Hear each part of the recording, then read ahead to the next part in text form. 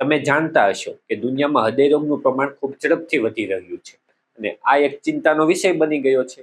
પરંતુ તમે આ વસ્તુને નથી જાણતા કે હાઈ કોલેસ્ટ્રોલ આપણા જીવન અને શરીર માટે ખૂબ નુકસાનદાયક છે. અને આ એક સત્ય છે.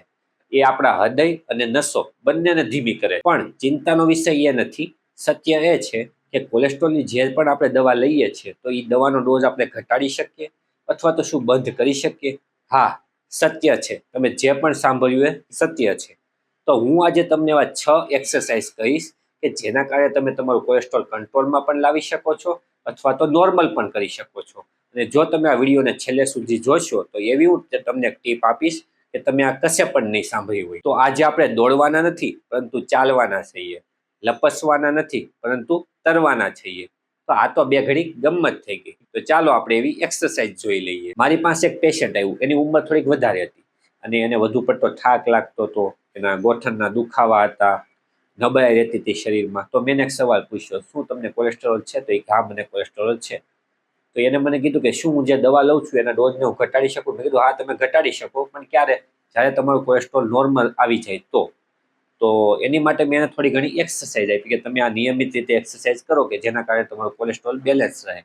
તો એના કારણે શું ફાયદો થશે? એને જે ખરાબ કોલેસ્ટ્રોલ હતું ને એ ડાઉન થશે અને જે સારું કોલેસ્ટ્રોલ હતું ને એ વધશે. તો જો તમે નિયમિત કસરત કરશો ને તો એના કારણે તમે તમારા ડોઝને થોડોક ઘટાડી શકો છો, કેમ કે બેલેન્સ કરી દેશે ને. કસરત તમે જે કરશો એ તમારા કોલેસ્ટ્રોલને નિયંત્રણમાં રાખવામાં પણ મદદ કરશે. એટલે જે દવાને કામ કરવું પડતું હતું એ તમે બહારથી કસરત પાસે કામ કરાવડાવો. તો એમાં પહેલી એક્સરસાઇઝ કઈ છે? જોગિંગ અથવા તો દોડવું. તમે બહાર જતા હો એક્સરસાઇઝ કરવા તો તમે જોયું હશે કે રસ્તા પર બધા દોડતા હોય છે. તો તમારે દોડવાનું છે. પરંતુ એક વસ્તુ તમારે ધ્યાન રાખવાનું છે. દોડવાનો મતલબ એવો નથી કે તમારે 5 મિનિટમાં એટલા કિલોમીટર અંતર કાપી નાખવાનું છે જેમ આપણે રેસમાં દોડતા હોય, એવું નથી. તમારે સ્લોલી દોડવાનું છે, ધીમે ધીમે દોડવાનું છે. તો એનો તમને વધારે બેનિફિટ મળશે. જેમ ફાસ્ટ દોડશો તો એનો બેનિફિટ તમને વધારે નહીં મળે, ઓછો મળશે અને તમે થાકી જશો. તો આ એક વસ્તુ તમે ધ્યાન રાખજો. તમે જ્યારે દોડવા જાવશો ને તો ધીમે ધીમે દોડો. એવું નથી કે આપણે ઝડપથી દોડશું તો ફટાફટ કોલેસ્ટ્રોલ ડાઉન થશે, નહીં. એ શું કરે? તમારા ખરાબ કોલેસ્ટ્રોલને ઓછું કરશે અને સારા કોલેસ્ટ્રોલને વધારશે. તો આ એક એવી વસ્તુ છે કે જેના કારણે તમારી કેલરીઝ અંદર જે રહેલી હોય એને બંધ કરવામાં પણ મદદ કરે અને સાથે સાથે વેઇટ પણ કંટ્રોલમાં લાવી. તો બીજી એક્સરસાઇઝ કઈ છે કે તમારે વોકિંગ કરવાનું છે, એટલે ચાલવાનું છે. કે મોટી વયના જે લોકો હોય ને એને શું થાય? વધુ પડતો થાક લાગતો હોય અથવા તો ગોઠણના દુખાવા હોય, ઘસારા હોય, તો એ લોકો રનિંગ ના કરી શકે અથવા દોડી ના શકે. આપણો મેન ફોકસ હોવો જોઈએ કેલરી આપણે બંધ કરવાની છે. જેમ કે જે લોકો દોડે છે એ લોકોમાં 300 કેલરી ક્યારે બંધ થશે? 2 કિલોમીટર દોડશે ત્યારે. જ્યારે જે લોકોને ચાલવાનું છે તો એ લોકો 5 કિલોમીટર ચાલશે ને તો પણ એ લોકોને 300 કેલરી બંધ થઈ જશે. એટલે બંનેમાં સેમ કેલરી બંધ થઈ. એટલે શું થશે કે આપણું જે ખરાબ કોલેસ્ટ્રોલ છે એ ડાઉન થશે અને સારું કોલેસ્ટ્રોલ છે આપણું વધવાનું છે. તો એક્સરસાઇઝ મેટર નથી કરતી કે તમારે દોડવાનું છે કે ચાલવાનું છે. તમારી કેલરીઝ મેટર કરશે કે તમે 2 કિલોમીટર દોડો છો કે 5 કિલોમીટર ચાલો છો. એ તમારી ઉપર નિર્ભર છે કે તમારે શું કરવું છે. કેમ કે આ એક્સરસાઇઝ છે ને જે લોકોની મોટી ઉંમર થઈ ગઈ એ લોકો કરી શકે છે. બાકી રનિંગ તો નોર્મલી તમે ફિટ હો અથવા તો યુવાન હો તો તમે લોકો આરામથી દોડી શકો છો, તમને કોઈ પ્રોબ્લેમ. તો ત્રીજી એક્સરસાઇઝ છે સાયકલિંગ. આ તમે ઘરમાં પણ કરી શકો છો, બહાર પણ કરી શકો છો. તો મેં સાયકલિંગ વર્ડ યુઝ કર્યો એટલે તમારા મનમાં એવો સવાલ થશે, આ ઘરમાં કેવી રીતે કરશું? મશીન આવે છે કે સાયકલની રીતે પેન્ડલ ફેરવવાના હોય ને એક્સરસાઇઝ થાય. તો તમે ઘરમાં પણ આ મશીન લઈને કરી શકો છો એક્સરસાઇઝ, અને બહાર પણ તમે કરી શકો છો. આના કારણે શું થશે કે જે તમારું સારું કોલેસ્ટ્રોલ હશે ને એ વધશે, ખરાબ કોલેસ્ટ્રોલ ડાઉન થશે. આ ઉપરાંત જે તમારી નસો હશે ને લોહીની એને મજબૂત કરવામાં ખૂબ જ મદદ કરશે આ એક્સરસાઇઝ. તો તમારે સાયકલિંગ પણ કરવું જોઈએ જો તમને ફાવતું હોય તો.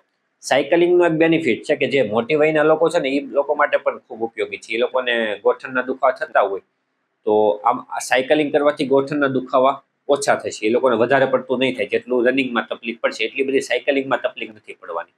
તો મોટી વયના લોકો સાયકલિંગ કરી શકે છે અથવા વોકિંગ પણ કરી શકે છે. વોકિંગ કરવું હોય તો 30 મિનિટ કરવાનું ડેઈલી. એ એક વસ્તુનું તમારે ધ્યાન રાખવાનું. બાકી તમે સાયકલિંગમાં તમારી કેલરી બંધ કરી શકો છો તમારે જે પ્રમાણે કરવી હોય. ચોથી એક્સરસાઇઝ કઈ આવે છે? સ્વિમિંગ, એટલે તરવું. પરંતુ એક વસ્તુનું ધ્યાન રાખવું કે તમને તરતા આવડવું જોઈએ તો જ પાણીમાં પડવું. તરતા ના આવડતું હોય ને તો આવી એક્સરસાઇઝ કરવી નહીં, પહેલાં શીખી લેવી. એ શું કરે કે તમારા પ્રવાહના ફ્લોને વધારે, વેટ લોસ કરે, તમને એનર્જીમય ફીલ કરાવે, કોલેસ્ટ્રોલ જે ખરાબ હશે એને ડાઉન કરશે, સારા કોલેસ્ટ્રોલને વધારશે. સૌથી બેસ્ટ એક્સરસાઇઝ હોય ને તો એ છે સ્વિમિંગ, તરવું. બાકી બધી એક્સરસાઇઝ કરતાં હું રાખું છું એને ફર્સ્ટ પ્રાયોરિટી ઉપર, કેમ કે તળવામાં છે ને વધારે પડતું તકલીફ પણ નથી પડતી અને તમારી કેલરી પણ ઝડપથી બર્ન થાય છે. તમે તમારી બોડીને અથવા તો તમારી ફિટનેસને એમાં મેન્ટેન કરી શકો છો.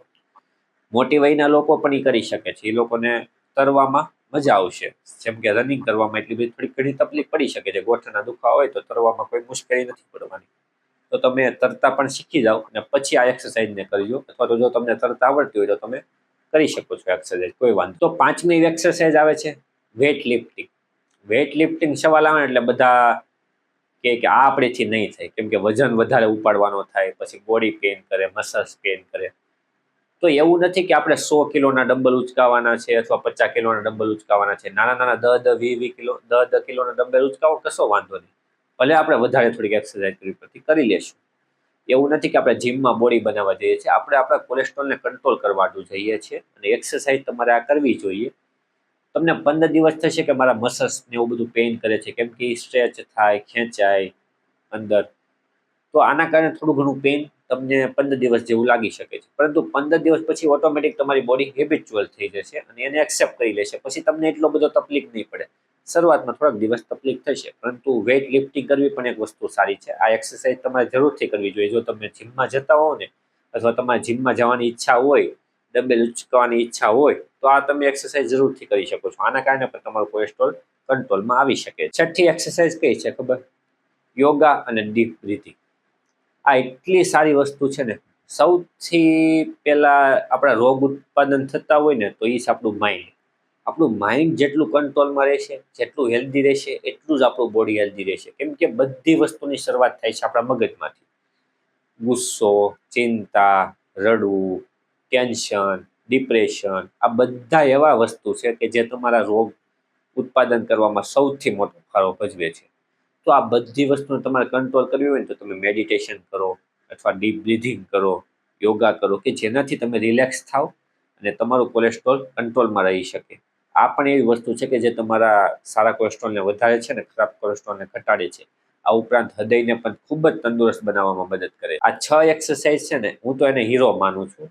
કેમ કે આ 6 એવી વસ્તુ છે કે જે તમારા વેઇટને પણ કંટ્રોલ કરવામાં મદદ કરશે અને સાથે સાથે ટ્રાઇગ્લિસરાઇડને ઘટાડશે અને કોલેસ્ટ્રોલને પણ કંટ્રોલ કરશે. તો ઓવરઓલ જોઈએ ને તો આપણા હૃદય માટે તો ખૂબ જ ફાયદાકારક છે. સાથે સાથે આપણે બોડી માટે પણ એટલું જ ઇમ્પોર્ટન્ટ હોય. તો મિત્રો, આ 6 એક્સરસાઇઝ તમને ખબર પડી ગઈ છે. તમારે આજથી જ શરૂઆત કરવી જોઈએ. જો તમારા કોલેસ્ટ્રોલને તમે બેલેન્સ રાખવા માંગતા હોય અથવા તો ઘટાડવા માંગતા હોય, તમારે તમારા દવાના ડોઝને ઓછો કરવો હોય, તો આ 6 એક્સરસાઇઝને તમે આજથી અપનાવો. તમે આને કઈ રીતે કરી શકો છો? મોર્નિંગમાં વહેલા ઉઠો, થોડું ચાલી લો, થોડું દોડી લો. આ ઉપરાંત તમે થોડું સાયકલિંગ કરો, અથવા તો તમે તરો, સ્વિમિંગ કરો. તમે 10-15 મિનિટ યોગાસન કરો, ડીપ બ્રીથિંગ પણ લઈ શકો છો, અને જો જીમમાં જવું હોય તો વેઇટ લિફ્ટિંગ પણ કરી શકો છો. તો મિત્રો, હવે આ નિર્ણય તમારે કરવાનો છે કે તમારે એક્સરસાઇઝ કરવી છે કે પછી વહેલું મરી જવું છે 50 વર્ષે, કે પછી ટપકી જવું છે. જો તમે નહીં કરો એક્સરસાઇઝ, કોલેસ્ટ્રોલની એમનેમ દવા ચાલતી રહે, તો આ ડોઝ વધવાનો છે, ક્યારેય ઘટવાનો છે નહીં. અને હૃદય ઉપર જો પ્રેશર આવ્યું અથવા દબાણ આવ્યું તો હાર્ટ એટેક જેવી સંભાવનાઓ પણ થઈ શકે છે. તો આ બધી વસ્તુની જો તમારે પીડાવું ના હોય ને, તો આજથી એક્સરસાઇઝ ચાલુ કરો. વિડીયોને લાઇક કરો, તમારા ફેમિલી ફ્રેન્ડને શેર કરો, અમારા કોમેન્ટમાં દર્શાવો કે તમે કઈ એક્સરસાઇઝ કરો છો, એટલે અમને પણ ખબર પડે. કોઈ પ્રશ્નો થતા હોય તો એ લખો, અમે તેના જરૂરથી જવાબ આપીશું. ચેનલને સબસ્ક્રાઇબ કરવાના ભૂલશો નહીં અને બેલ આઇકન પર ક્લિક કરો. આભાર મિત્રો. ફરીથી આપણે નવા વિડીયોમાં જરૂરથી મળીશું.